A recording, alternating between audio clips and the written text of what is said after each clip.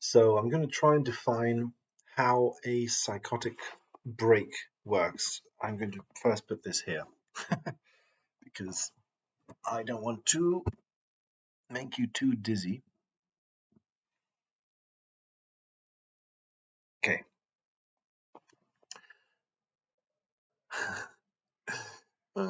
Still wobbly. Okay. It's okay. It's okay. That was a good intro. I am trying to think about psychotic breaks.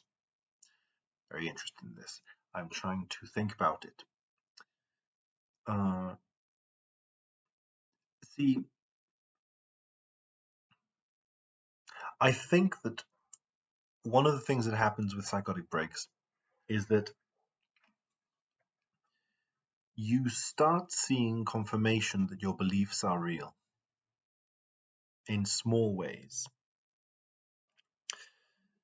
And then that small confirmation, so let's say an example of that small confirmation could be that you believe that the number 7 is everywhere, or that wherever you look, the number 7 somehow is there. Now, you can find small confirmations of this. You can literally see the number 7 in different places, like on the clock at the time that it is now, or you can find, all sorts of different ways in which you are focusing on the number 7. Maybe you see 7 little objects on a table, or something like that. And that can, how would I say this? I think it builds this sense that your belief was correct because you found confirmation for it. All that body of confirmation strengthens your belief that your belief was correct. And when that belief is stronger, you can afford to believe in bigger things because it's almost like you build a foundation for it. I think you build a foundation for your beliefs. If you believe that the number 7 is everywhere and you find evidence to support that, then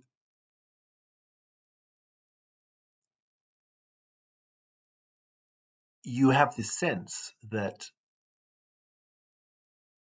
your beliefs can be proven.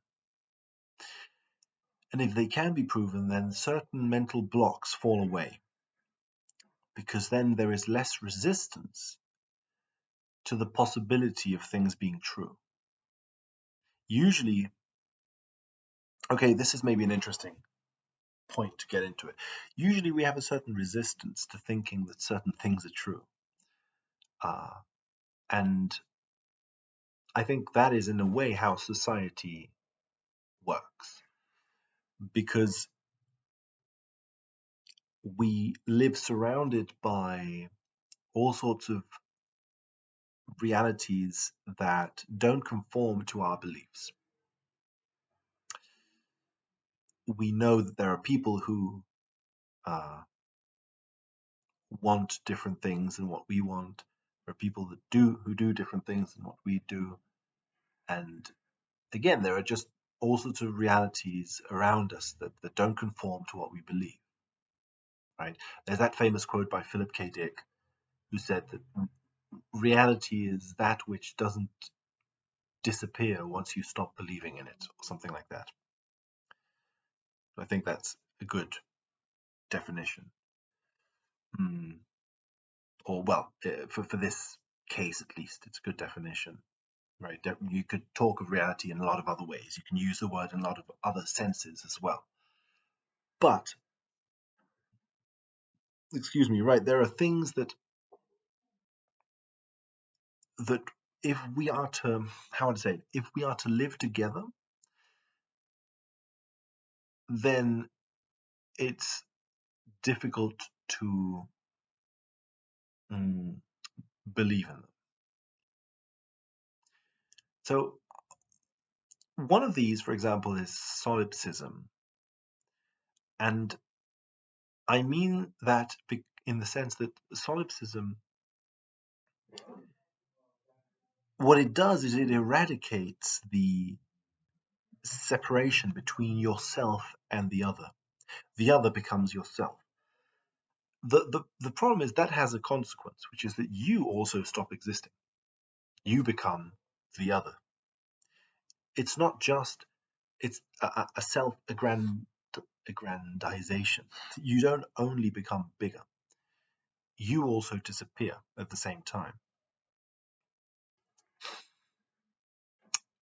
Because the separation between you and other has disappeared, that separation was the very limit that defined who you were. If that limit disappears, then you no longer are you.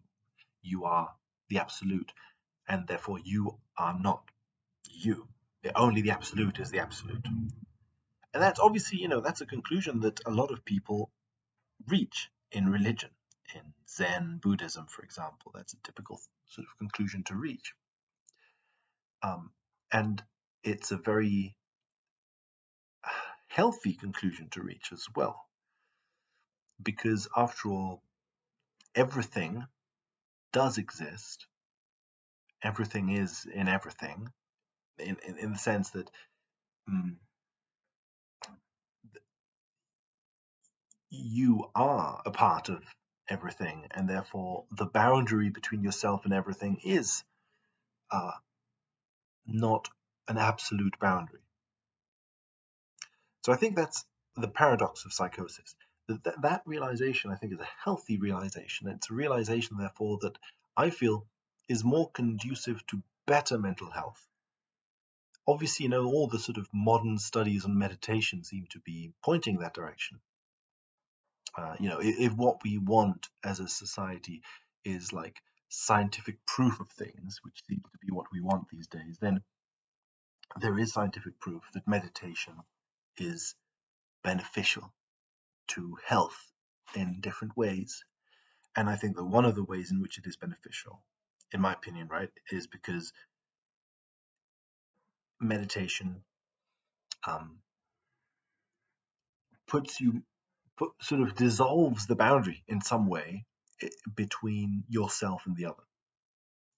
And that allows for greater love towards yourself, a greater love towards others. It allows for compassion, right? Because it's a dissolving of that boundary, but not in an absolute sense.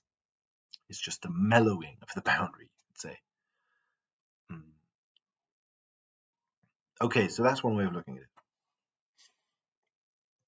The thing is then that in psychosis, what happens is that you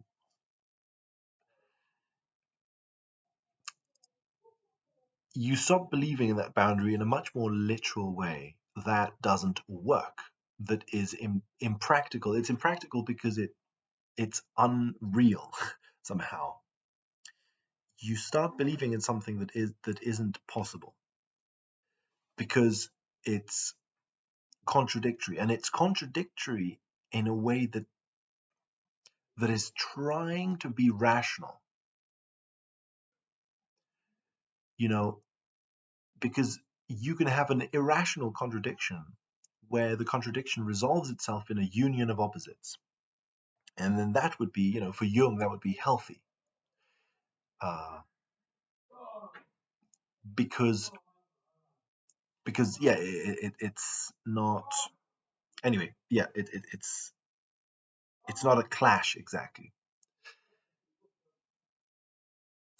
But if you have a union of opposites, but they're both trying to be true at the same time in a sort of rational way, in a way that doesn't allow for paradoxical unions of opposites, then all you have is a constant tension between opposites, and a very, very strong tension between opposites. And those two opposites are, I think, from all I know about psychosis, whatever I have read about it, it's not much. And obviously that, let's say, my own experiences entering into states of mind that resemble psychosis, um, is that you simultaneously feel as if uh, you are everything, and simultaneously feel like you are nothing. Now, again, in a union of opposites, Zen sort of way, that would be no problem because those two realizations wouldn't be exactly contradictory. They would just be like two different ways of saying the same thing, but they'd also be different in their own ways. And the way that works is because it's poetic.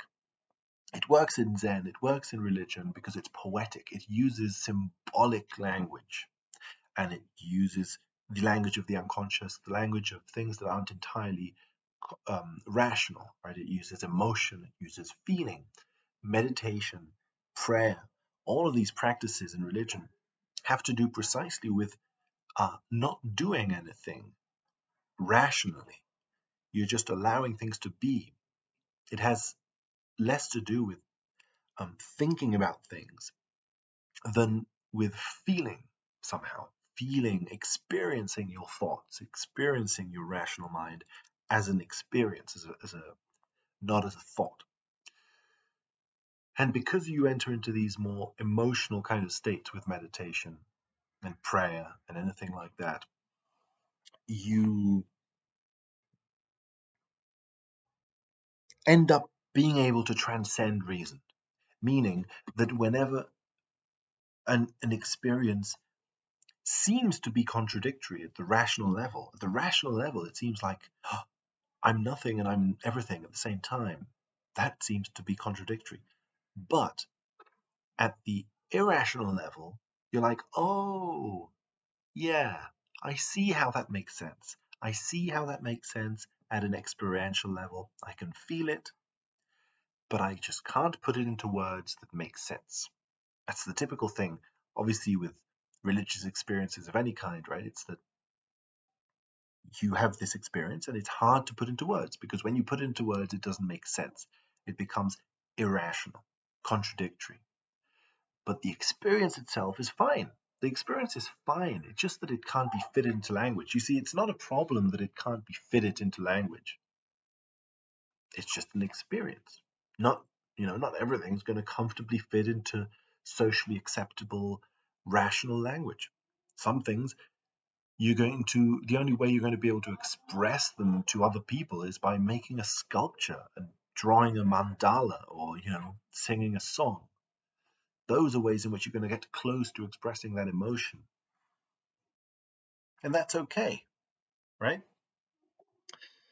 So I think that's the thing. It's getting behind the rational interpretation of it. What happens with psychosis, I think, is that you have this experience of being everything and nothing at the same time.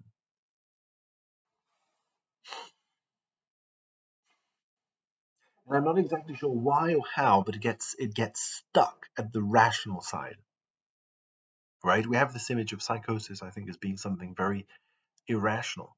I think, obviously it's dangerous to talk about these topics without, being able to talk about them. I don't really have the qualifications to talk about this, but I feel like it's important to at least speculate about this stuff because we live in a culture that I think needs to think seriously about psychosis. So anyway, um, it's so rational. We feel like it's rational, but it's so rational.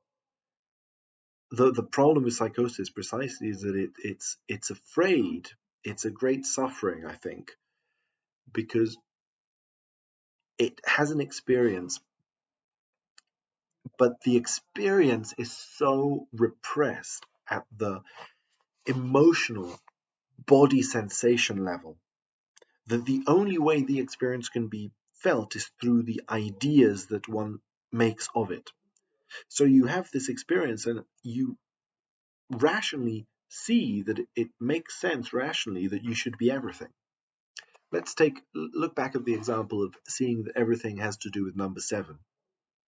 You can have these sorts of experiences where everything kind of conforms to your mental ideas. And at some point, you would rationally reach the conclusion that, aha, I am everything. Why not, right? After all, um, it seems as if everything around me, even in distant countries, the news seems to be sending me images that conform to my beliefs, even in distant countries, or things in the past when I wasn't even born seem to conform to my mental structures. Predictions about the future seem to conform to my mental structures. Everything seems to conform to my mental structures, therefore, everything is me. That seems to make rational sense. Uh, you can have this feeling that everything that you're thinking is affecting the world. But what's the problem? You can have exactly the opposite thought as well at the same time. At the same time, you can feel like everything in my head conforms to the outside world. Therefore, the outside world is affecting my head. I am being controlled by the outside world. I, therefore, am nothing. I am nothing. I don't exist. I am just a puppet of forces that are outside of my control. You know, I can't even feel an intimacy with my own thoughts and feelings because it seems like they are so in tune, so in sync with everything that's happening outside me that clearly it's just I am just like the ripples of the water coming outside of me. And so you end up believing that you are nothing. Rationally, you end up reaching that conclusion rationally. It's an argument that you make based on the evidence, and the evidence is all these sort of ways in which there is a synchronicity between your inner world and the outer world. So you end up reaching those two conclusions simultaneously. And if you're trying to be 100% rational about it, then it seems weird that those two things should be true at the same time. It seems weird that you should simultaneously be God and be in control of everything, and at the same time be like a speck of dust that's being puppeted by God.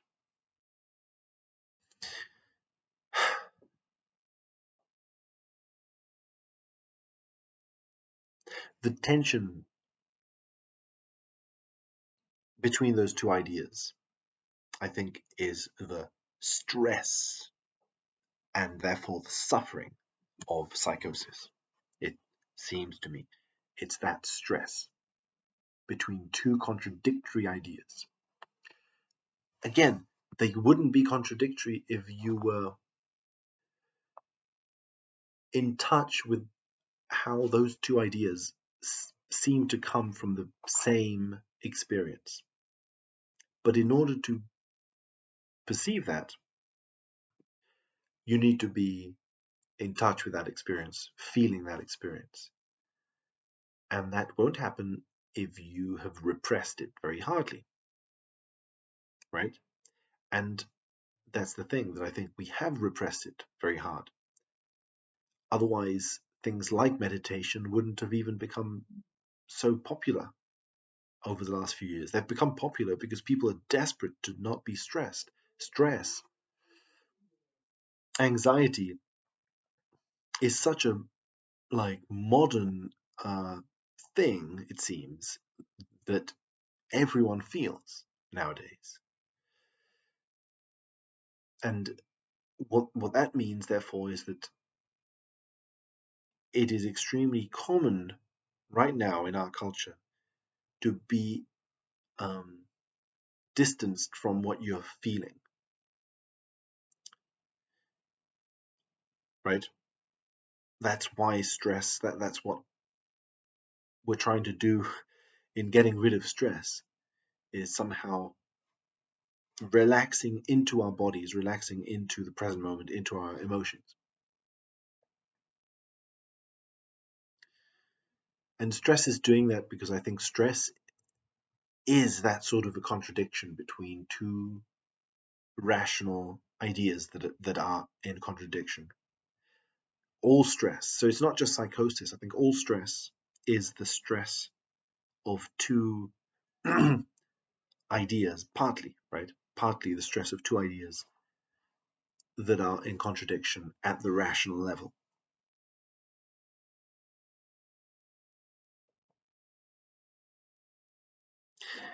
So,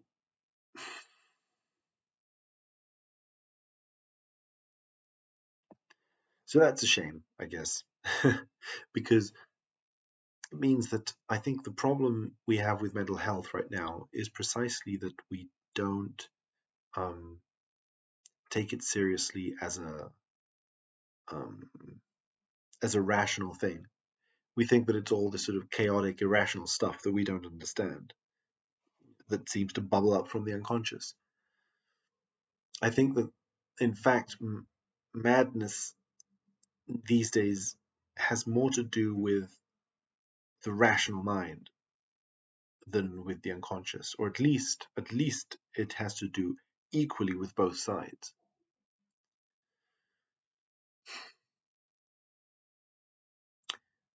Mm. And anyway, so yeah, those are some things I wanted to think about. I guess I'll, yeah, that's enough for now. So yeah, thanks.